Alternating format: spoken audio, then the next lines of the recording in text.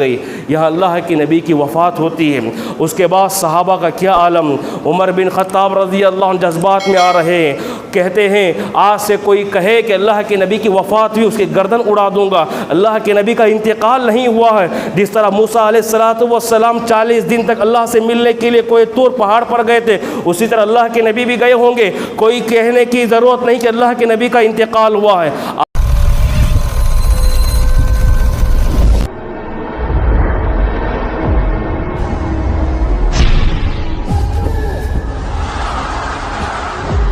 اللہ کے نبی صلی اللہ علیہ وسلم کی وفات، اللہ کے نبی کا انتقال اور اللہ کے نبی صلی اللہ علیہ وسلم کے سفر آخرت کی پیشن گوئی بھی کرتی ہے۔ یہی وجہ ہے کہ ترتیب قرآن کے اعتبار سے، ترتیب نزول کے اعتبار سے اس سورت کا نمبر ہے 114۔ لکھنے کے اعتبار سے آپ دیکھیں گے پورے قرآن کی سب سے آخری سورت سورۃ الناس ہے،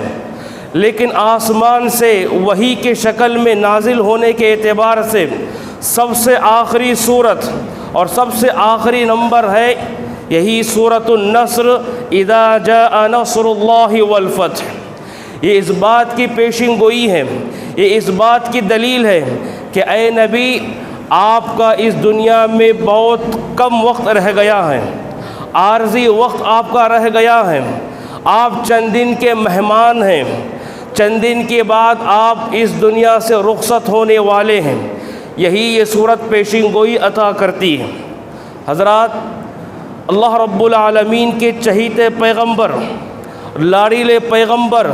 جناب محمد الرسول اللہ صلی اللہ علیہ وسلم ہیں، اور آپ بشر تھے اور بشر ہیں۔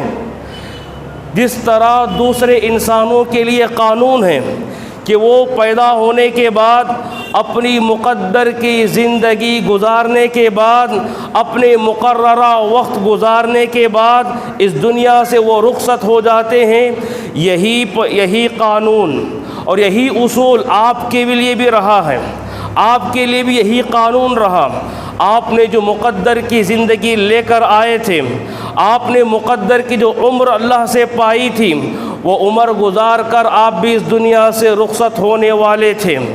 اس تعلق سے اللہ رب العالمین نے قرآن میں کئی مقامات پر آپ کے اشارے فرما دیے تھے۔ کہا وَمَا جَعَلْنَا لِبَشَرٍ مِّن قَبْلِكَ الْخُلْدَ أَفَإِن مِّتَّ فَهُمُ الْخَالِدُونَ۔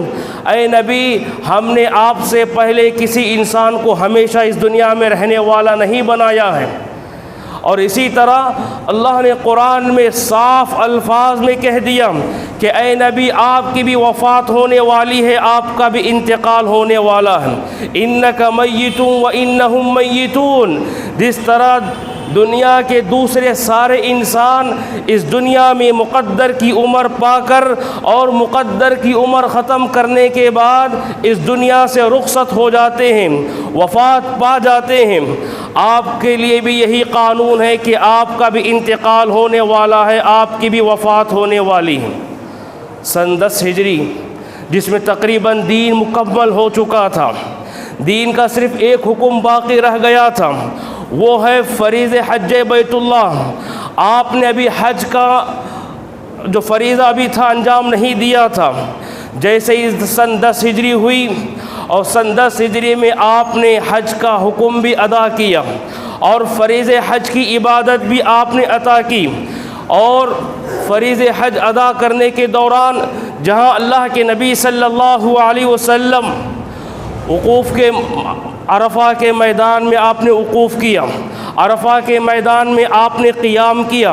وہاں آپ نے ایک شاندار خطبہ دیا۔ اسی خطبے کے دوران وہ آیت نازل ہوئی، الیوم اکملت لکم دینکم واتممت علیکم نعمتی ورضیت لکم الاسلام دینا۔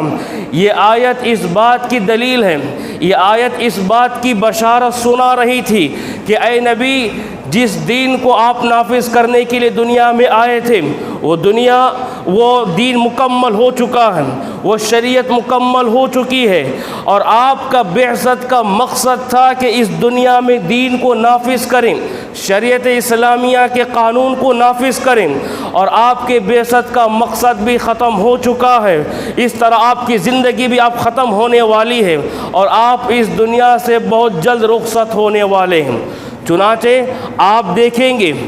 हज के अदा करने के बाद, हज के बाद की ज़िंदगी यूँ कहिए कि आपकी ज़िंदगी सफ़र आखिरत के लिए तैयारियां थी। यूँ कहिए कि आप रुखसत होने के लिए जो जो तैयारियां करना है वो तैयारियों में लगे हुए थे। इसकी पेशिंग गोई और इसके इशारे अल्लाह के नबी सल्लल्लाहु अलैहि वसल्लम ने इस हज के हुक्म के बाद, इस हज की इबादत के बाद आपके बोलचाल में, आपके अमल में, आपके हरकत में, आपके रहन सहन में, आपके गुफ्तगू में, आपके बोल चाल में ये साफ आप इशारा दे रहे थे कि इस दुनिया में बहुत कम दिन मेरे बाकी बचे हुए हैं। इस मुकम्मल अय्याम को ख़त्म करने के बाद मैं भी इस दुनिया से रुखसत होने वाला हूँ। चुनांचे आपने मैदान अरफा में वहीं कहा कि लोगों लअल्ली अलक़ाकुम बअद आमी हाज़ा, लोगों इस सरज़मीन में शायद मेरी तुमसे आखिरी मुलाकात है। इस सरज़मीन में आइंदा साल मैं यहाँ नज़र नहीं आऊँगा। ये तुम्हारी मेरी आखिरी मुलाकात है। ये मैं यहाँ आपसे ख़िताब कर रहा हूँ, यहाँ खड़े होकर मेरा ख़िताब करना ये आखिरी है। शायद कि आइंदा साल इस सरज़मीन में, इस मैदान अरफा में तुम मुझे नहीं पाओगे और नहीं देखोगे। आपने वहीं इशारे दे दिए और उसी खुतबे के दौरान आपने ये भी फरमाया तरक्तुम फ़ीकुम अमरैन, लोगों तुम्हारे दरमियान दो चीज़ों को मैं छोड़ कर जा रहा हूँ। आप तरक्तु की ताबीर पर गौर कीजिए, मैं छोड़ कर जा रहा हूँ। यहीं से आपने इशारे दिए और उसके बाद आप हज की इबादत मुकम्मल करने के बाद मदीना चले गए। मदीना जाने के बाद यूँ कहिए कि आपने पूरी ज़िंदगी बचे कुछ अय्याम आपने सफ़र आखिरत की तैयारियों में लग गए और वहाँ सहाबा कराम से मुख्तलिफ़ अंदाज से, मुख्तलिफ़ पहलू पर आप इशारे देते गए कि लोगों इस दुनिया में मेरा बहुत कम थोड़ा वक्त रह गया है और इस वक्त गुजारने के बाद मेरी भी वफ़ात होने वाली है। चुनाचे मुआज़ बिन जबल रज़ी अल्लाहु अन्हु को आप यमन रवाना कर रहे हैं। सारी गुफ्तगू करने के बाद हज़रत मुआज़ बिन जबल रज़ी अल्लाहु अन्हु को रुखसत करते हुए कहा कि असा अल्लाह अन तल्क़ानी बअद आमी हाज़ा, ऐ मुआज़ आज के बाद तुम्हारी मेरी मुलाकात नहीं होगी, यही तुमसे मेरी आखिरी मुलाकात है। उसके बाद आइंदा तुम फिर मदीना वापस आओगे, मेरी मस्जिद के सामने से तुम्हारा गुज़र होगा, मेरे कब्र के सामने से तुम्हारा गुज़र होगा, मेरी तुमसे आखिरी मुलाकात है, उस वक्त मैं तुम्हें नज़र नहीं आऊँगा। ये सुनने के बाद हज़रत मुआज़ बिन जबल रज़ी अल्लाहु अन्हु रोते रोते हुए, आँखों से आंसू जारी करते हुए अपने सफ़र को उन्होंने जारी कर दिया। यही था कि अल्लाह के नबी का हुक्म था, वो आपको यमन रवाना कर रहे थे। आपने इन अल्फाज के साथ और इन गुफ्तगू के साथ आपको अलविदा किया, आपको रुखसत कर दिया मुआज़ बिन जबल रज़ी अल्लाहु अन्हु को। इतना ही नहीं बल्कि आप शुहदाए उहद, जो उहद के जंग में 70 सहाबा कराम शहीद हुए थे और जिनका मकबरा उहद पहाड़ के सामने था, और यही है कि मदीने से 10 किलोमीटर फासले पर यह कब्रस्तान था जो 70 सहाबा कराम शहीद हुए थे। आप वहाँ गए, वहाँ जाकर उनके हक़ में दुआएं की और कहा, और इस बात का इशारा दिया, कहा कि लोगों अब मैं भी वही आलम में आ रहा हूँ जिस आलम में कि तुम हो, और दुनिया में रहते हुए जो मैं तुम्हारे हक़ में दुआएं करता था, यूँ समझिए कि तुम्हारे हक़ में इस दुनिया में रहते हुए मेरी आखिरी दुआ है, अब इसके बाद मैं भी तुम्हारे पास आ रहा हूँ। इतना ही नहीं बल्कि आप सल्लल्लाहु अलैहि वसल्लम ने एक मजलिस जमी हुई थी, सारे अज़वाज मुतहरात, सारे बीवियां आपके सामने मौजूद थीं। उस मजलिस में आपकी चहीती बेटी फ़ातिमा रज़ी अल्लाह अन्हा भी मौजूद थी। उस मजलिस में अल्लाह के नबी सल्लल्लाहु अलैहि वसल्लम ने अपनी बेटी फ़ातिमा के कान में कुछ कहा तो आप रोने लगी, और उसके बाद फिर आपके अल्लाह के नबी सल्लल्लाहु अलैहि वसल्लम ने फिर फ़ातिमा के दूसरे कान में कहा کچھ کہا تو آپ خوش ہو گئیں۔ یہ معاجرہ اور یہ منظر، یہ سارا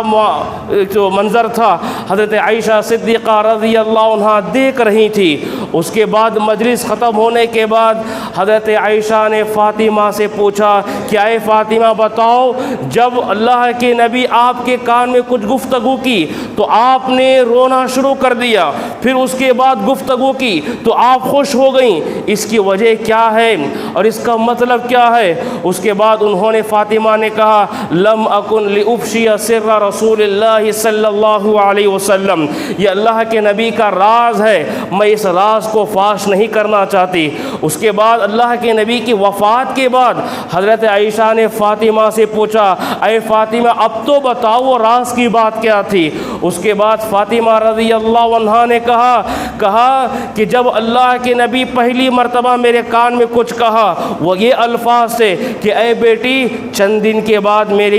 میری وفات ہونے والی ہے، چند دن کے بعد میرا انتقال ہونے والا ہے۔ یہ جدائی کی خبر سن کر مجھے رونا آیا، مجھے بڑی تکلیف ہوئی، اور اس کے بعد میرے رونے کو اور میرے یہ مایوس پن چہرے کو دیکھ کر اللہ کے نبی نے پھر کان میں یہ کہا کہ اے فاطمہ ڈرو مت، اے فاطمہ پریشان نہ ہونا، اس لیے کہ میرے انتقال کے بعد مجھ سے سب سے پہلے ملنے آنے والی، میرے خاندان میں سب سے پہلے جس کا انتقال ہونے والا ہے وہ تمہارا ہی انتقال ہونے والا ہے، اس طرح خبر میں تم مجھ سے آ کر ملنے والی ہو۔ چنانچہ آپ دیکھیں گے اللہ کے نبی کے انتقال کے صرف 6 مہینے بعد حضرت فاطمہ رضی اللہ عنہا کا بھی انتقال ہو گیا۔ بلکہ آپ بقیع قبرستان گئے، آپ بقیع قبرستان جانے کے بعد وہاں بھی قبرستان میں مدفون شدہ صحابہ کرام کے حق میں آخری ان کے حق میں دعائیں کی۔ بلکہ ایک بڑھیا عورت آئی مسائل پوچھنے کے لیے، وراثت کا مسئلہ، میراث کے مسئلے کو پوچھ لے کر آئی، کہا فلاں مسئلہ ہے بتاؤ، تو اللہ کے نبی صلی اللہ علیہ وسلم نے اس میراث کے مسئلے کا جواب دینے کے بعد کہا اے بوڑھیا اگر آئندہ بار آؤ مجھے نہ پاؤ تو کچھ مسئلے ہوں ابو بکر صدیق رضی اللہ عنہ سے رجوع کر لینا اور ان سے پوچھ کر مسئلہ حل کر لے کر جانا۔ آپ دیکھیں گے کتنے ایسے اشارے ہیں، کتنے ایسے واقعات ہیں اور کتنے ایسے احادیث ہیں اللہ کے نبی صلی اللہ علیہ وسلم نے مختلف انداز سے مختلف موقعوں پر صحابہ کرام کو، ازواج مطہرات کو، اپنے بیویوں کو، تمام اپنے بیٹیوں کو اس طرح سے اشارے دیتے گئے کہ میرا یہ دنیا میں عارضی قیام ہے، اب تھوڑا سا وقت باقی رہ گیا ہے، اس کے بعد میری تم سے جدائی ہمیشہ کے لیے ہونے والی ہے اور اس دنیا سے میں بھی وفات پانے والا ہوں۔ چنانچہ 29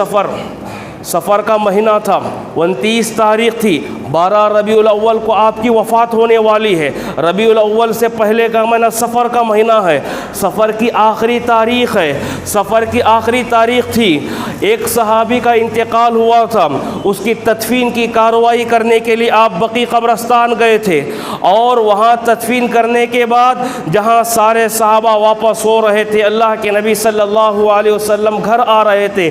راستے میں سر درد شروع ہوا، راستے میں سر میں تکلیف شروع ہوئی اور اتنا سر درد ہوا کہ گھر پہنچتے ہی دیکھا کہ حضرت عائشہ بھی سر کے درد سے بیٹھی ہوئی ہیں، تکلیف ہو رہی ہے۔ اللہ کے نبی نے پوچھا اے عائشہ کیا بات ہے کہ آپ کے سر میں درد ہو رہا ہے؟ ہاں اللہ کے نبی میرے سر میں بڑا درد ہو رہا ہے۔ کہا عائشہ تم سے کہیں زیادہ میرے سر میں بڑا درد ہو رہا ہے، بل وانا ورأسا، کہ اے عائشہ تم سے کہیں زیادہ سخت درد میرے سر میں ہو رہا ہے۔ صحابہ فرماتے ہیں آپ کو ان دنوں آپ کے پیشانی پر پٹی باندھی گئی، بخار کی شدت اتنی تھی، اس بخار کی گرمی کی وجہ سے وہ جو کپڑا ٹھنڈا کپڑا آپ کے پیشانی پر ڈالا گیا تھا وہ پیشانی کا کپڑا بھی گرم ہونے لگا۔ صحابہ سمجھ گئے کہ آپ کو بڑا سر درد ہوا ہے، آپ کو بڑی شدت کی بخار بخار شروع ہوئی ہے۔ اس کے بعد یہی بخار کے ایام آپ کے گزر رہے تھے۔ حضرت عائشہ نے اللہ کے نبی صلی اللہ علیہ وسلم نے فرمایا عائشہ اس وقت مجھے بڑی تکلیف ہو رہی ہے، میرے جوڑے میں تکلیف ہو رہی ہے۔ جانتی ہو یہ تکلیف کیا ہے؟ خیبر کے موقع پر ایک یہودی عورت نے مجھے دعوت دی تھی، اور اس دعوت میں اس نے مجھے گوشت کھلایا تھا اور وہ گوشت زہر میں ملا کر دیا گیا تھا۔ یہ اور بات ہے کہ اللہ رب العالمین اپنی حکمت اور اپنی نصرت سے مجھے بچا لیا۔ عائشہ وہ زہر کا درد اور وہ زہر کی تکلیف اور زہر کا اثر مجھے اب بہت زیادہ ہو رہا ہے۔ چنانچہ آپ کی بخار بڑھتے گئی یہاں تک کہ آپ ذرا کمزور ہو گئے۔ اس کے بعد اللہ کے نبی صلی اللہ علیہ وسلم جس بیوی کے گھر میں تھے بارہا پوچھتے تھے این انا غدن، این انا غدن، این انا غدن، کل کس کی باری ہے، کل کس بیوی کے پاس مجھے جانا ہے، کل کس کی بیوی کے پاس مجھے جانا ہے۔ دوسری بیویاں سمجھ گئی یہ اللہ کے نبی بار بار پوچھنے کا مطلب یہ ہے کہ آپ حضرت عائشہ کے گھر جانا چاہتے ہیں، آپ کے آخری ایام وہاں وہ گزارنا چاہتے ہیں۔ یہ سمجھ گئیں۔ سارے بیویوں نے مل کر اللہ کے نبی صلی اللہ علیہ وسلم کو حضرت عائشہ آپ کی چہیتی بیوی کی آپ کے گھر میں بھیج دیا، اور وہ حضرت عائشہ صدیقہ رضی اللہ عنہا کو یہ شرف حاصل ہوا، یہ انعام حاصل ہوا۔ آخری ایام میں آپ کی وہ بڑی خدمت کرتی تھی، آپ کا وہ بڑا خیال کرتی تھی، یہاں تک کہ وہ فرماتی ہے اللہ کے نبی صلی اللہ علیہ وسلم کا سر میرے گود میں تھا اور میں بارہا ان پر پیشانی پر ہاتھ ملتے ہوئے یہ دم کیا کرتی تھی۔ معوذتین کی صورتیں قل اعوذ برب الفلق، قل اعوذ برب الناس، قل هو اللہ احد، اس طرح کی صورتیں میں دم کر کر کے پھونکتی تھی اور پڑھ کر دم کیا کرتی تھی۔ اور یہ اللہ کے نبی صلی اللہ علیہ وسلم ربیع الاول کے مہینے میں داخل ہو گئے، آپ کی شدت بڑھتی گئی، آپ کی بیماری اور زیادہ بڑھتی گئی، آپ کا مرض اور بڑھتا گیا۔ جب تک آپ کو طاقت تھی، جب تک آپ کو سکت تھی، جب تک آپ کے پیروں میں طاقت تھی، آپ پابندی کے ساتھ مسجد نبوی میں حاضر ہوتے اور باقاعدہ صحابہ کی امامت کرواتے، جماعت کے ساتھ نماز پڑھواتے اور پڑھاتے صحابہ کرام کو۔ اس کے بعد آپ جہاں کمزوری زیادہ ہونے لگی تو عائشہ سے فرمایا یا عائشہ مرو ابا بکر فلیصلی بالناس، اے عائشہ آپ کے والد ابو بکر صدیق سے کہو کہ وہ جائے اور مصلی پہ کھڑے ہو کر نماز پڑھائیں۔ عائشہ نے فرمایا اے اللہ کے نبی میرے باپ بڑے رقیق القلب ہیں، بڑے نرم مزاج ہیں، بڑے نرم طبیعت کے ہیں، آپ کی غیر موجودگی دیکھ کر وہ برداشت نہیں کریں گے، آپ کی موجودگی بھی وہ مصلی پر کھڑے ہونا برداشت نہیں کریں گے، وہ پھوٹ پھوٹ کر رونے لگیں گے، ان کے پاس کھڑے ہونے کی اتنی سکت نہیں ہے، ان کے پاس کھڑے ہونے کی اتنی طاقت بھی نہیں، اتنی ہمت نہیں ہے۔ کہا کہ عائشہ جاؤ میرا حکم ہے بتا دو ابو بکر کو، جائیں اور وہ مصلی پر کھڑے ہو کر پورے صحابہ کرام کو نماز پڑھائیں اور امامت کروائیں۔ تو اس کے بعد آپ امامت کروائیں، ابو بکر صدیق رضی اللہ عنہ امامت کرواتے۔ اس کے بعد چہارشنبے کا دن تھا، چہارشنبے کا دن تھا، پیر کے دن آپ کی وفات ہونے والی ہے، اس سے پہلے جو چہارشنبہ آیا، چہارشنبے کا دن تھا، آپ کو بڑی تکلیف ہو رہی تھی، ظہر کے نماز کا وقت ہو گیا ہے، نماز کے لیے جانا ہے۔ یہاں اللہ کے نبی کی طبیعت اتنی ناساز ہو رہی تھی اور اتنی کمزوری طاری ہو رہی تھی، آپ بے ہوش ہو گئے۔ اس وقت اللہ کے نبی نے فرمایا، کہا کہ جاؤ 7 کنوؤں کا پانی 7 مشکیزے میں 7 مشکیزوں میں بھر کر لے کر آؤ اور اس کے بعد مجھے غسل دیا جائے۔ اللہ کے نبی کو اسی طرح 7 الگ الگ کنوؤں کا پانی 7 مشکیزوں میں لے کر آپ کو غسل دیا گیا۔ آپ ذرا ہوش میں آئے، آپ کو ذرا ہمت آئی، اس کے بعد آپ مسجد گئے۔ آپ مسجد جانے کے بعد ظہر کی نماز سے پہلے آپ نے ممبر پر بیٹھ کر آپ نے تقریر دی۔ آپ صرف جمعہ کے لیے ممبر کا استعمال نہیں کرتے تھے، مختلف موقعوں پر وقت ضرورت پر آپ ممبر پر کھڑے ہو کر بیٹھ کر خطبہ دیا کرتے تھے۔ آپ نے وہ ظہر کی نماز میں نماز سے پہلے بھی تقریر کی اور نماز سے فارغ ہونے کے بعد پھر ممبر پر بیٹھ کر تقریر کی۔ اس تقریر کے دوران اللہ کے نبی نے بہت سارے باتیں کی، بہت سارے نصیحتیں کی۔ اس میں سے ایک بات کہی کہ لوگوں، اگر میں نے دنیا میں کسی انسان کو تکلیف دی ہے، کسی انسان کو میں نے تکلیف دیا ہے تو وہ سامنے آئے بدلہ لے لیں، اس لیے کہ میں اللہ رب العالمین سے اس حال میں ملاقات کرنا چاہتا ہوں کہ مجھ پر کسی دوسروں کا حق باقی نہ ہو۔ جس کا کوئی بدلہ لینا چاہتا ہے، جسے کوئی میں نے تکلیف پہنچائی ہے، سامنے آئے وہ بدلہ لے لے، ابھی بدلہ لے لے۔ یہ سنت ہے مرنے سے پہلے، یہ سنت ہے مرنے سے پہلے ہر انسان کسی انسان سے کچھ غلطیاں ہو چکی ہوں، کچھ کمزوریاں ہو چکی ہوں، وہ ایک دوسرے سے معافی چاہ لیں، وہ ایک دوسرے سے درگزر کا معاملہ کر لیں۔ اس کے بعد اللہ کے نبی صلی اللہ علیہ وسلم نے فرمایا کہ ان عبدا خیرہ اللہ، لوگوں اللہ رب العالمین نے ایک بندے کو ایک آپشن دیا ہے، ایک آفر دیا ہے، وہ کہا ہے بین زہرۃ الدنیا و بین ما عندہ فاختار ما عندہ، کہ اے بندے کیا تجھے دنیا کی زندگی چاہیے عیش و آرام میں رہ سکے، کیا تجھے آخرت کی نعمتیں چاہیے؟ وہ بندہ یہ کہتا ہے اللہ مجھے آخرت کی نعمتیں چاہیے، اس بندے نے آخرت کی نعمتوں کو چنتا ہے۔ کیا اس بندے نے کوئی غلطی کیا؟ کیا اس بندے سے کوئی خطا ہوئی ہے؟ سارے صحابہ نے کہا اللہ کے نبی تو بڑی اچھی بات ہے کہ انسان دنیا کے مقابلے میں آخرت کو ترجیح دے رہا، جنت کو ترجیح دے رہا ہے۔ بالکل میں نے ویسا ہی کام کیا، بالکل میں نے بھی آخرت کو ترجیح دی ہے۔ یہ اشارے کنائے میں بات ہو رہی تھی، سارے صحابہ کو اتنی بات سمجھ میں نہیں آئی کہ اللہ کے نبی کے تعلق سے یہ بات کہی جا رہی ہے۔ ابو بکر صدیق رضی اللہ عنہ نے پوری طرح محسوس کیا یہی بات اللہ کے نبی کے لیے وہ بات کہی جا رہی ہے۔ اسی مجلس میں ابو بکر صدیق رضی اللہ عنہ رونے لگے۔ اس کے بعد اللہ کے نبی صلی اللہ علیہ وسلم نے کہا لوگوں بہت سارے صحابہ کرام ہیں، بہت سارے لوگوں نے میری خدمت کی ہے، بہت سارے لوگوں نے میری حکم کی بڑی تعمیل کی ہے، میرے بہت کام آئے، میرا بہت ساتھ دیا دنیا میں انہوں نے، لیکن یاد رکھو سب کا قرضہ، سب کے احسانات کا بدلہ میں نے دنیا میں ہی الگ الگ انداز سے چکا دیا ہے، سب کا بدلہ میں نے الگ الگ انداز سے چکا دیا ہے۔ ایک شخص ہے اس کا احسان کا بدلہ میں چکا نہیں سکتا، کل قیامت کے دن اللہ رب العالمین ہی اس کے احسانات کا بدلہ اسے اللہ رب العالمین چکانے والا ہے، وہ ہے ابو بکر صدیق رضی اللہ عنہ۔ ابو بکر صدیق رضی اللہ عنہ کی یہ منقبت تھی، یہ ان کی شان تھی، یہ ان کا مقام تھا۔ اللہ کے نبی نے فرمایا میں سارے صحابہ کے احسانات کا بدلہ دنیا میں ہی چکا دیا ہوں، مگر ابو بکر صدیق کا احسان کا بدلہ میں دنیا میں چکا نہیں سکتا۔ ان کے اتنے احسانات ہیں، ان کے اتنے احسانات ہیں مجھ پر کہ اللہ ہی کل قیامت کے دن اپنے ہاتھوں سے ان کے احسانات کے بدلے چکائے گا۔ یہ ہوا مسئلہ۔ اس کے بعد چہارشنبہ کا دن گزرا، جمعرات کا دن آیا، جمعرات کے دن تک، جمعرات کی مغرب کی نماز تک بھی اللہ کے نبی نے بڑے صحت کے ساتھ، بڑی ہمت کے ساتھ آپ نے صحابہ کی امامت کروائی، مسجد نبوی میں نماز پڑھائی، یہاں تک کہ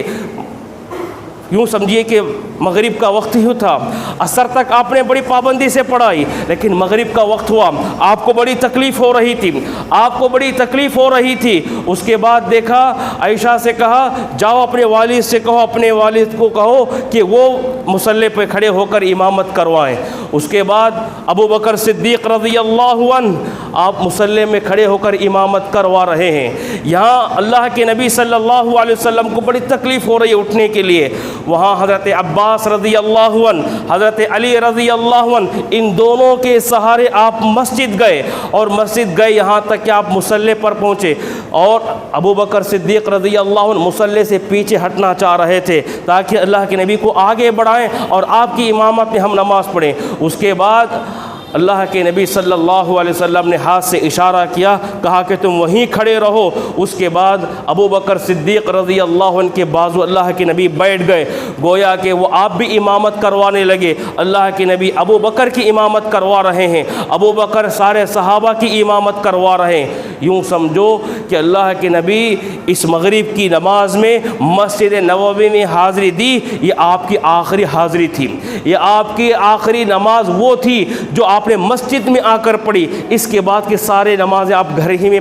پڑھتے رہے، یہاں تک کہ پیر کا دن آیا، پیر کا دن آیا، وفات کا دن آیا، فجر کی نماز ہے، فجر کی نماز ابو بکر صدیق رضی اللہ عنہ مصلی پہ کھڑے ہو کر نماز پڑھا رہے ہیں، آپ اٹھنا چاہ رہے ہیں، آپ اٹھنے کے لیے سکت نہیں ہے، ہمت نہیں ہو رہی ہے، طاقت کمزور ہو چکی ہے۔ اس کے بعد اللہ کے نبی نے جہاں عائشہ کا کمرہ تھا وہاں کھڑکی سے پردہ ہٹا کر مسجد نبوی کو دیکھا، جھانک کر مسجد نبوی کو دیکھا، سارے صحابہ نماز پڑھ رہے ہیں، ابو بکر امامت کروا رہے ہیں، یہ منظر آپ کو بڑا اچھا لگا اور آپ نے وہاں مسکرایا۔ صحابہ فرماتے ہیں اللہ کے نبی صلی اللہ علیہ وسلم کھڑکی سے جھانک کر آپ مسکرا رہے تھے، اس مسکراہٹ اور یہ آپ کا جھانک کر دیکھنا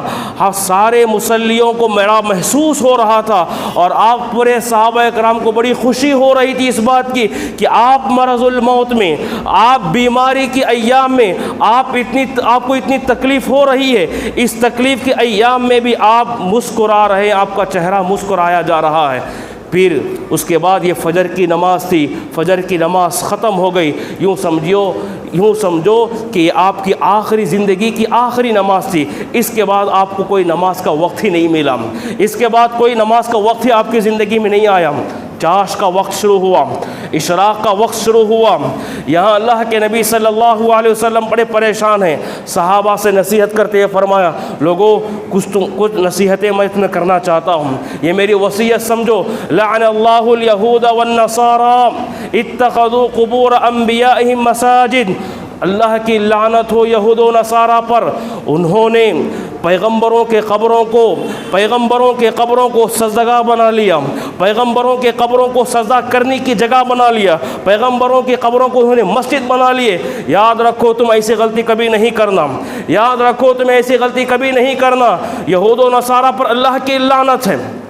اس کے بعد آپ نے کہا الصلاۃ الصلاۃ وما ملکت ایمانکم، لوگوں نماز کی پابندی کرو، نماز کی پابندی کرو، وما ملکت ایمانکم، اس کے بعد تمہارے ماتحت میں جو لوگ ہیں، تمہارے انڈر میں جو کام کرنے والے ہیں، چاہے وہ تمہاری بیوی ہو، چاہے وہ کوئی بیوہ عورتیں ہو، مسکین ہو، غریب ہو، کمزور طبقوں کا خیال کرتے ہوئے کہا ان پر کبھی ظلم نہیں کرنا، ان کا بڑا خیال کرنا، ان کے کام آنا اور ان کی خدمت کرتے رہنا۔ غور کیجئے آپ نے 3 نصیحتیں کی، تینوں نصیحتیں بڑی اہمیت کی تھی۔ پہلی نصیحت عقیدے سے تعلق ہے، پہلی نصیحت عقیدے سے تعلق ہے، کبھی قبریں پختی نہیں ہونا چاہیے، قبروں پر سجدہ نہیں ہونا چاہیے، قبروں والوں سے جا کر مانگنا نہیں چاہیے، یہ آپ نے عقیدے کی بات کی۔ اس کے بعد عبادات میں حقوق اللہ میں سب سے پہلے نماز کا مقام ہے، آپ نے نماز کے بارے میں ترجیح دلائی۔ اس کے بعد حقوق العباد ہے، بندوں کے حقوق ہے، اور بندوں کے حقوق میں سب سے پہلا کام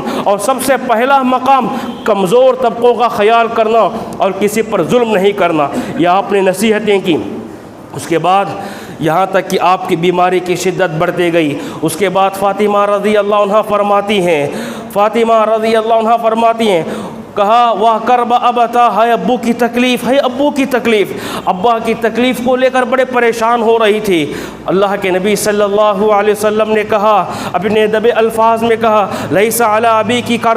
کربم بعد اليوم، اے فاطمہ آج کے بعد سے تیرے ابو کو کبھی تکلیف ہونے والی نہیں ہے، آج کے بعد تیرے ابو کو کوئی پریشانی ہونے والی نہیں ہے، یہ جو تکلیف ہے وہ آخری تکلیف ہے، اس کے بعد آرام ہی آرام ہے، اس کے بعد سکون ہی سکون ہے، اس کے بعد چین ہی چین ہے، اس کے بعد اطمینان ہی اطمینان ہے، آج کے بعد تیرے باپ کو کبھی تکلیف ہونے والی نہیں ہے۔ اس کے بعد سارے عیادت کو آ رہے ہیں، سارے رشتہ دار عیادت کو آ رہے ہیں۔ عائشہ فرماتی ہیں کہ میرے بھائی عبد الرحمن داخل ہوئے اللہ کے نبی کے کمرے میں داخل ہوئے تو آپ وہ مسواک کرتے ہوئے داخل ہوئے۔ اللہ کے نبی صلی اللہ علیہ وسلم اس مسواک کو دیکھا اور اسی مسواک کو گھور رہے ہیں اور دیکھ رہے ہیں۔ اس کے بعد میں نے کہا اللہ کے نبی سے، اے اللہ کے نبی کیا آپ کو مسواک چاہیے؟ تو آپ نے آنکھوں کے اشاروں سے کہا مجھے مسواک چاہیے۔ اس کے بعد عائشہ رضی اللہ عنہ اپنے بھائی سے مسواک لیتی ہیں اور اس کو اچھا بھگوتی ہیں اور اپنے دانتوں سے چبا کر نرم کر کے اس کے بعد آپ کو مسواک دیتی ہیں، اور اس کے بعد اللہ کے نبی صلی اللہ علیہ وسلم اچھی طرح مسواک کرتے ہیں، اچھی طرح مسواک کرتے ہیں۔ مرنے سے پہلے کی سنت یہ بھی ہے کہ انسان دنیا سے جا رہا کہا وہ پاک صاف ہو کر جائے، اس کے منہ سے کوئی بدبو نہ آئے، اس کے دانت صاف رہیں، اس کی زبان صاف رہے۔ آج لوگ بہت سارے گٹ کے کھانے والے لوگ جن کے دانت، جن کے زبان جو حالت ہیں، وہ اللہ کو کیا منہ دکھانے والے ہیں، وہ اللہ کے سامنے کس حالت میں کھڑے ہونے والے ہیں۔ اللہ کے نبی کے دانت اتنے پاک صاف، پھر بھی وہ مسواک کی کوشش کر رہے ہیں، مسواک کر کے جاؤں۔ غسل دینے والے پاک صاف کریں گے ضرور ہیں، لیکن کوشش کرو کہ اپنے زبان کو اپنے ہاتھوں سے پاک کر کے اس دنیا سے رخصت ہونے کی کوشش کرو۔ آپ نے اچھی طرح مسواک کیا، اس کے بعد اللہ کے نبی صلی اللہ علیہ وسلم کو اور تکلیف شروع ہوئی، اور بیماری میں اضافہ ہوا، اور بخار تیز ہوا، یہاں تک کہ اللہ کے نبی صلی اللہ علیہ وسلم کہنے لگے لا الہ الا اللہ ان للموت لسکرات، لا الہ الا اللہ ان للموت لسکرات۔ ہے اللہ، موت کے وقت سکرات کی حالت بڑی تکلیف ہے، بڑی تکلیف ہے۔ یہ دیکھ کر عائشہ فرماتی ہیں کسی دوسرے انسان کو انتقال کے وقت پر سکرات کی حالت میں دیکھتی تو میں ناپسند کرتی تھی، جب اللہ کے نبی کو سکرات کی حالت ہے، جب اللہ کے نبی صلی اللہ علیہ وسلم کو سکرات کی حالت پیش آئی ہے، آج کے بعد سے میں کبھی سکرات کی حالت کو برا نہیں سمجھوں گی۔ اس کے بعد اللہ کے نبی صلی اللہ علیہ وسلم آپ عائشہ کے گود میں سوئے ہوئے ہیں، آپ کا سر عائشہ کے گود پر ہے، آپ کی بیماری میں اور اضافہ ہو رہا ہے اور شدت ہو رہی ہے۔ ایسے وقت میں اللہ کے نبی صلی اللہ علیہ وسلم اپنی نگاہیں، اپنی آنکھیں اپنی چھت پر، اپنے گھر کے چھت پر جما دیے، اس کے بعد کچھ آہستہ پڑھ رہے تھے۔ عائشہ فرماتی ہیں مجھے سنے نہیں آ رہا تھا، میں کان آپ کی زبان تک لے گئی، آپ یہ فرما رہے تھے انعم الذین انعمت علیہم من النبیین والصدیقین والشہداء والصالحین۔ اے اللہ مجھے ان لوگوں کے ساتھ شامل کر دے جو تیرے نیک بندے ہیں، تیرے پیغمبر ہیں، تیرے شہید، تیرے شہداء ہیں اور تیرے نیک بندے ہیں، ان لوگوں میں مجھے شامل عطا فرما۔ اس کے بعد آپ نے آخری جملے ادا کیے اللہم اغفر لی وارحمنی والحقنی بالرفیق الاعلی۔ آپ یہ دعائیں پڑھے جا رہے تھے، اے اللہ مجھے معاف کر دے، میری مغفرت کر دے، اے اللہ مجھ پر رحم عطا فرما، اے اللہ مجھے تیرے معزز بندوں میں شامل عطا فرما، اے اللہ تو مجھے اپنے پاس بلا لے۔ اللہم اغفر لی وارحمنی والحقنی بالرفیق الاعلی۔ آپ نے ہاتھ اٹھا کر یہ دعا پڑھتے رہے، جیسے یہ دعا ختم ہوئی آپ کا ہاتھ دھیرے دھیرے زمین پر اتر گیا، یہاں تک کہ آپ کی روح قبض ہو گئی، یہاں تک آپ کی وفات ہو گئی، یہاں تک آپ کے جسم سے آپ کی روح نکل چکی اور قفس عنصری سے پرواز کر گئی۔ یہاں اللہ کے نبی کی وفات ہوتی ہے۔ اس کے بعد صحابہ کا کیا عالم، عمر بن خطاب رضی اللہ عنہ جذبات میں آ رہے ہیں، کہتے ہیں آج سے کوئی کہے کہ اللہ کے نبی کی وفات ہوئی، اس کی گردن اڑا دوں گا۔ اللہ کے نبی کا انتقال نہیں ہوا ہے، جس طرح موسیٰ علیہ السلام 40 دن تک اللہ سے ملنے کے لیے کوئی طور پہاڑ پر گئے تھے، اسی طرح اللہ کے نبی بھی گئے ہوں گے۔ کوئی کہنے کی ضرورت نہیں کہ اللہ کے نبی کا انتقال ہوا ہے۔ ابو بکر صدیق رضی اللہ عنہ کو سمجھا دیا۔ اس کے بعد حضرت فاطمہ رضی اللہ عنہ وہ کہتی ہیں صبت علیہ لو ان مصائب لو انہا صبت علی الایام سرن لیالیا۔ غم کے پہاڑ جس طرح مجھ پر ٹوٹے ہیں، اگر یہی غم کے پہاڑ کسی دن پر ٹوٹ جاتے تو وہ رات میں تبدیل ہو جاتی۔ یہ جذباتی الفاظ کہہ رہی تھی۔ بہت سارے اس کے دوران کے باتیں ہیں، صحابہ کا الگ ہی ماحول بن گیا، صحابیات کا الگ ہی ماحول بن گیا۔ ام ایمن یا ام ہانی جس آپ کی وفات کے بعد ابو بکر صدیق رضی اللہ عنہ، عمر بن خطاب رضی اللہ عنہ کو تسلی دے رہے تھے، ایسے وقت میں انہوں نے کہا، ام ایمن نے کہا کہ دیکھو میں اس لیے نہیں رو رہی ہوں کہ اللہ کے نبی کی وفات ہوئی ہے، مجھے اس لیے رونا آ رہا ہے کہ اللہ کے نبی کے رہتے ہوئے وہ جبرائیل علیہ السلام آیا کرتے تھے، وہ فرشتے آیا کرتے تھے، وہ جبرائیل کا سلسلہ اب ختم ہو گیا، اب قیامت تک آنے والا نہیں ہے، اب اس روئے زمین پر وہ کبھی نظر آنے والے نہیں ہیں، اس لیے کہ کوئی پیغمبر بھی آنے والے نہیں ہیں۔ آپ کی وفات ہوئی، پیر کے دن آپ کی وفات ہوئی، اور اس کے بعد منگل کے دن آپ کو غسل دیا گیا، منگل کے دن آپ کو غسل دیا گیا، اور خاص جس طرح سارے لوگوں کو آج ہم غسل دیتے ہیں ویسا نہیں کہ پورے کپڑے نکال کر ایک چادر اوڑھ کر کر غسل دیا جاتا ہے، ایسا غسل نہیں دیا گیا۔ اللہ کے نبی کو کہا کہ اسی کپڑے میں، جس کپڑے میں آپ کا انتقال ہوا اسی کپڑے میں آپ کو غسل دیا گیا، اور اس کے بعد چہارشنبے کی رات کو آپ کی تدفین ہوئی، چہارشنبے کے دن کے رات میں آپ کی تدفین ہوئی، پیر کا آپ کا انتقال ہوا، منگل آپ کو غسل دیا گیا، چہارشنبے کی رات کو آپ کی تدفین ہوئی، اور جہاں پیغمبر انتقال ہو کرتے ہیں اسی جگہ قبر کھودی جاتی ہے اور اسی جگہ تدفین کی جاتی ہے۔ اس طرح آپ کی تدفین ہوئی۔ کوئی یہ نہ سمجھے کہ اللہ کے نبی نے تدفین کی کارروائی جلدی کرنے کو کہا اور آپ کی تدفین کی کارروائی تاخیر ہو رہی ہے۔ یہ خلافت کا مسئلہ تھا، بڑا تفصیلی مسئلہ ہے اس کے تعلق سے، بڑا تفصیلی موضوع اس کے تعلق سے، کیوں اللہ کے نبی کو تاخیر سے دفنایا گیا، بڑا خلافت کا مسئلہ تھا۔ اور اس کے بعد آپ کی بغلی قبر کھودنے کے بعد آپ کو وہاں تدفین کی گئی۔ آپ کی نماز جنازہ جماعت کے ساتھ نہیں پڑھی گئی، فرداً الگ الگ سے آ کر پڑھتے گئے۔ سب سے پہلے آپ کے خاندان کے لوگوں نے پڑھا، اس کے بعد مہاجرین صحابہ نے پڑھا، اس کے بعد انصاری صحابہ نے پڑھا، اس کے بعد خواتین داخل ہو کر پڑھیں، اس کے بعد بچے پڑھے، اور یہاں تک کہ آپ کی وفات ختم ہو گئی اور آپ کی تدفین کی کارروائی بھی ختم ہو گئی۔ حضرات، پیر کے دن 12 ربیع الاول کو آپ کی وفات کا دن ہے، آپ کی وفات کا دن ہے۔ نبی کی سب سے بڑی توہین اس سے بڑھ کر کیا ہو سکتی ہے؟ جس نبی کی وفات 12 ربیع الاول کو ہوئی اور اس دن کو ہم خوشی کا دن منا لیں، اس دن کو ہم بڑی خوشی کا دن منا لیں۔ ولادت کے تعلق سے کسی صحیح حدیث سے یہ بات فائنل ڈکلیئر نہیں ہے کہ آپ کو 12 ربیع الاول کو ہی پیدا ہوئے۔ کسی نے کہا 9 ربیع الاول کو، کسی نے کہا 10 ربیع الاول کو، کسی نے کہا 11 کو، کسی نے کہا 12 کو اس میں، لیکن وفات کی تاریخ میں کسی نے اختلاف نہیں کیا اور کسی کی دو رائے نہیں، دو باتیں نہیں، سب کا کہنا یہی ہے کہ آپ کی وفات 12 ربیع الاول کو ہی ہوئی۔ تو حضرات، یہ تفصیلات واقعات ہیں۔ اللہ کے نبی صلی اللہ علیہ وسلم سے سچی محبت کی دلیل یہ ہے کہ آپ سے محبت کرنے کا ایک بڑا انداز یہ ہے کہ آپ کے اخلاق کو اپنایا جائے، آپ کے دین کو اپنایا جائے، آپ کے طور طریقے کو اپنا جائے، اور آپ نے جو وصیتیں کی، نصیحتیں کی، عقیدے کے تعلق سے سچا عقیدہ اپنایا جائے۔ عبادتوں میں نماز کے تعلق سے آپ نے وصیت کی، نماز پڑھنے کی تعلیم دے کر آپ نے اس دنیا سے رخصت ہوئے۔ اس نماز کو چھوڑ کر ہم باہر ناچتے ہوئے پھریں، باہر جلوس نکالتے ہوئے پھریں، یہ اچھی بات نہیں ہے۔ نماز کی پابندی ہونا ہے، حقوق العباد میں کبھی کوتاہی نہیں کرنا چاہیے، ہر ایک کے ساتھ انصاف کا معاملہ، اور ہر ایک کے ساتھ جو انصاف کا علمبردار ہونا ہے وہ انصاف کے تقاضوں کو ادا کرنا ہے، ظلم سے ہمیشہ بچنا ہے۔ یہ خطبے کا میرا آخری پیغام تھا جو اسے سمجھنے کی ضرورت ہے۔ اللہ کے نبی کی وفات کو اسے ماننے کی ضرورت ہے اور آپ کے پیغامات کو تسلیم کرنے کی ضرورت ہے۔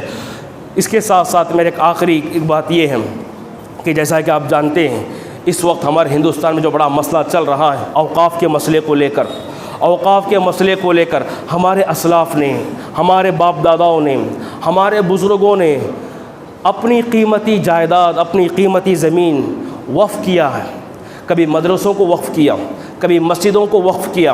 کبھی قبرستانوں کے نام پر وقف کیا، کبھی عیدگاہ کے نام پر وقف کیا۔ یہ ہماری جائیداد ہے۔ ہماری جائیداد کا مطلب یہ اللہ رب العالمین کے راستے میں ہم نے خرچ کیا ہے، یہ اللہ کے لیے وقف ہونا چاہیے۔ کوئی انسان اپنا ذاتی اس میں فائدہ نہیں اٹھا سکتا۔ وقف کا مطلب یہ ہے کہ وہ صرف دین کا فائدہ ہونا چاہیے اور اللہ کے راستے میں وہ فائدہ اٹھانا چاہیے۔ آج حکومت دخل اندازی کر رہی ہے، اس اوقاف کی جائیداد کو قبضہ کرنے کی کوشش کر رہی ہے، ضبط کرنے کی کوشش کر رہی ہے۔ کتنے ایکڑ زمینیں، لاکھوں کی ایکڑ زمینیں آج مسلمانوں کی پراپرٹی ہے اور وہ مسلمانوں کے لیے وقف کردہ شدہ جائیداد ہے اور وہ مسلمانوں کے عامت الناس کے کام آنے والی چیز ہے۔ یاد رکھو، اس کی حفاظت کرنے کی ہماری ذمہ داری ہے، اس کی حفاظت کرنے کی ہماری ذمہ داری ہے، اور حفاظت کرنا اور جو بل بنایا گیا، جو قانون بنایا گیا کہ وہ اس جائیداد کو ہم قبضہ کر لیں گے، اور یہ قبضہ کر کے وہ اسی طرح ہمارے مسجدوں میں داخل ہونا چاہتے ہیں، ہمارے مدرسوں میں داخل ہونا چاہتے ہیں،